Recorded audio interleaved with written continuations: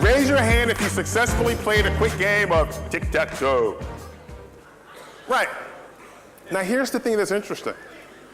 I want you to write this down. Success is a 3-set move away.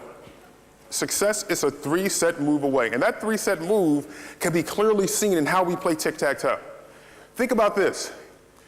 When you made your first move, you moved to the position that gave you the most options. That's move number 1. We move to the position that gives us the most options.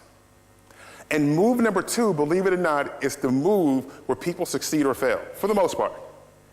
Move number 2. Now let me ask you this. Everybody, raise your hand if you went first.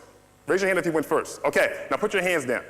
Now, for those of you that went first, raise your hand if on your second move, the decision you made was based on the move that your opponent made after their first move. Raise your hands. Exactly. Move number 2, critical to your success, adjusting to the moves of others. Adjusting to the moves of others. And then move number 3 is we look for the openings, and then we move into those openings that give us the highest probability of winning. I'll give you an example. How many of you in here, when you played, you won? Raise your hands. You won. Okay, put your hands down.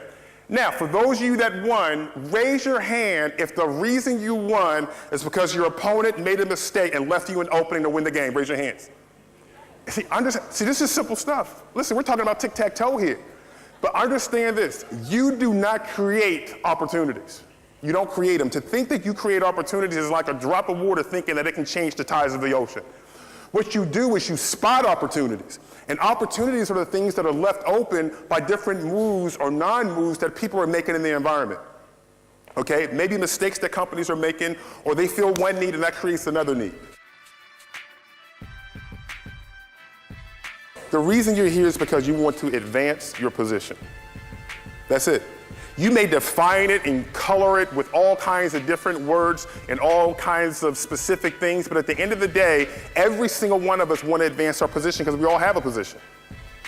We all have a position, whether we like it or not, we have a position, and every single thing it is we're looking to do is to advance that position. Because if we don't proactively do something to advance our position, no matter how you define it, if we don't proactively do something, the position is going to erode naturally because of one of two things: change in the environment, which is constant, or people that we're competing against advancing their position, which automatically puts pressure on ours and causes our position to erode.